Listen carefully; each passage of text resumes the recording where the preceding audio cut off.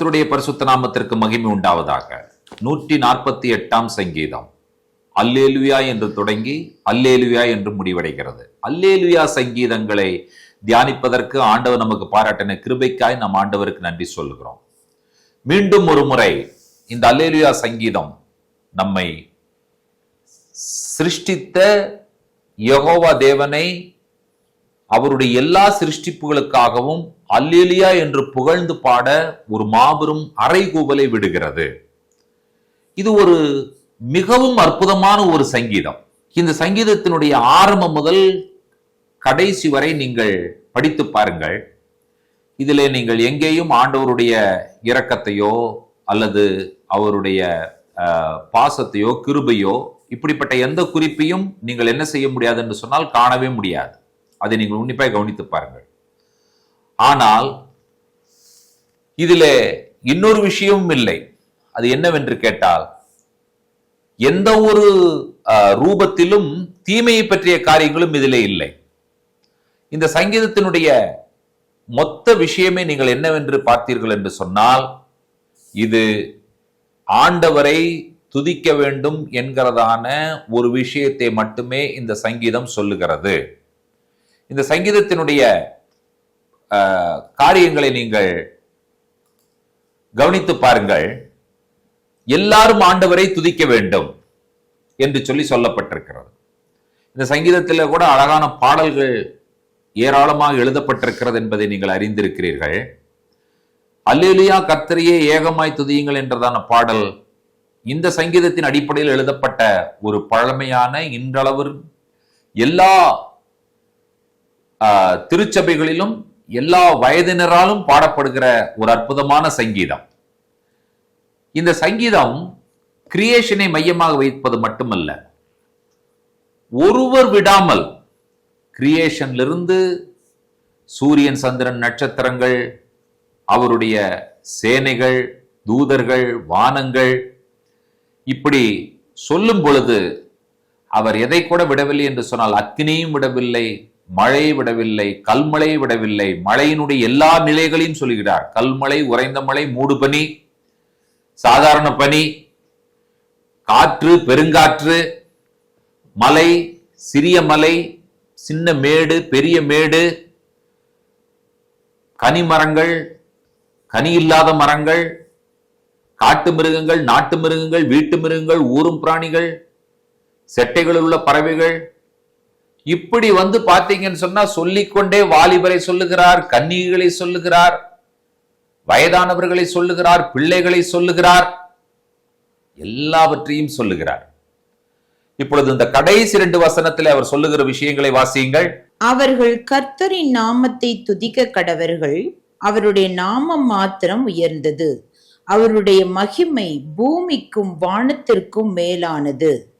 அவர் தம்முடைய பரிசுத்தவான்கள் யாவருக்கும் தம்மை சேர்ந்த ஜனமாகிய இஸ்ரவேல் புத்திரருக்கும் கொண்டாட்டமாக தம்முடைய ஜனத்திற்கு ஒரு கொம்பை உயர்த்தினார். அல்லேலூயா. எவ்வளவு அழகாக இந்த சங்கீதத்தினுடைய வார்த்தைகளை அவர் நிறைவு செய்கிறதை கவனியுங்கள். எல்லாரும் கர்த்தருடைய நாமத்தை துதிக்க கடவர்கள்.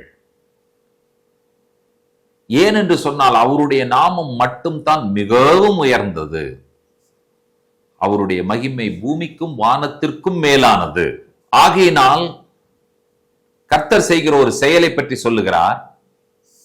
அவர் தம்முடைய பரிசுத்தவான்கள் எல்லாருக்கும், தம்முடைய ஜனமாய் இஸ்ரவேல் புத்திரருக்கும் அவர்கள் கொண்டாடுவதற்கு, அவர்களுக்கு மகிழ்ச்சி தருவதற்காக, அவர்களுக்கு ஒரு வெற்றியை அடையாளமாக அவர் அவர்களுடைய கொம்பை ஆண்டவர் உயர்த்துகிறார் என்று சொல்லப்பட்டிருக்கிறார். நம்முடைய கொம்பு உயர்த்தப்பட்டிருப்பதற்காக ஆண்டவருக்கு செலுத்த வேண்டிய துதி அல்லேலுயா. நம்முடைய வாழ்க்கையில் அவர் செய்த மிக மிக அற்புதமான செயல்களுக்காக நாம் ஆண்டவருக்கு செலுத்த வேண்டிய துதி அல்லேலுயா. இந்த சங்கீதம் முழுவதும் நம் எல்லாருக்கும் பரிச்சயமான, பழக்கமான வார்த்தைகளை சொல்லி நம்மை துதிக்க அழைக்கிறார் என்று சொல்லும் பொழுது இந்த அறைகூவலை நீங்கள் ஏற்றுக்கொள்ளுங்கள். அவர் அழைக்காத எந்த ஒரு விஷயமும் இல்லை, எல்லாவற்றையும் அழைத்து விட்டார். இந்த அழைப்பிற்குள்ளாக நீங்களும் நானும் இருக்கிறோம். நம்மையும் அழைக்கிறார்.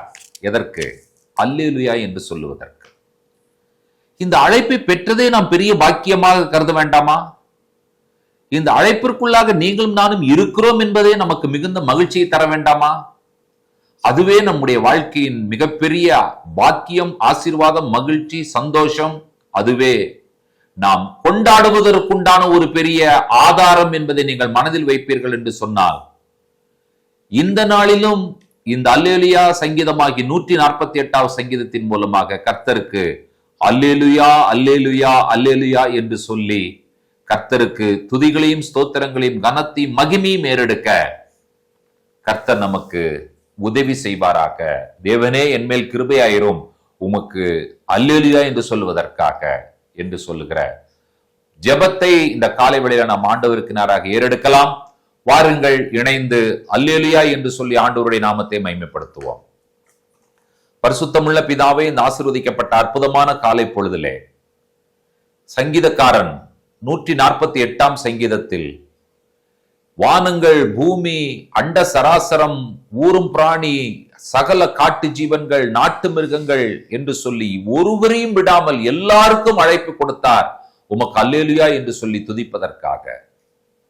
அந்த அழைப்பில் நாங்களும் இருக்கிறோம் என்பது எங்களுக்கு சந்தோஷமான செய்தி, மகிழ்ச்சியான செய்தி. நாங்கள் விடுபடவில்லை. இந்த அழைப்பை நாங்கள் ஏற்றுக்கொள்கிறோம். எங்களுடைய வாய்களை திறந்து நாங்கள் அல்லேலூயா என்று சொல்லி நாங்கள் சொல்லுகிறோம். இந்த அல்லேலூயா என்கிறதான இந்த துதிக்கு, இந்த ஸ்தோத்திரத்திற்கு நீர் ஒருவர் மட்டுமே பாத்திரமானவர், தகுதியானவர் என்பதை அறிக்கை செய்கிறோம். பிதாவாகி தேவனே, குமாரனாய் இயேசு கிறிஸ்துவே, பரிசுத்தாவியாகிய தேவனே, உமக்கு நாங்கள் அல்லேலூயா என்று சொல்லி உம்முடைய நாமத்தை நாங்கள் துதிக்கிறோம், ஸ்தோத்திரிக்கிறோம். எங்கள் ஜெபங்களை கேட்க வேண்டும் என்று சொல்லி உம்முடைய சமூகத்தில் மன்றாடுகிறோம். உம்முடைய குமாரனாகிய ஆண்டவராய் இயேசு கிறிஸ்துவின் திருப்பெயரால் வேண்டுகிறோம், ஜெபம் கேளும் பரிசுத்தமுள்ள பிதாவே. ஆமேன், ஆமேன்.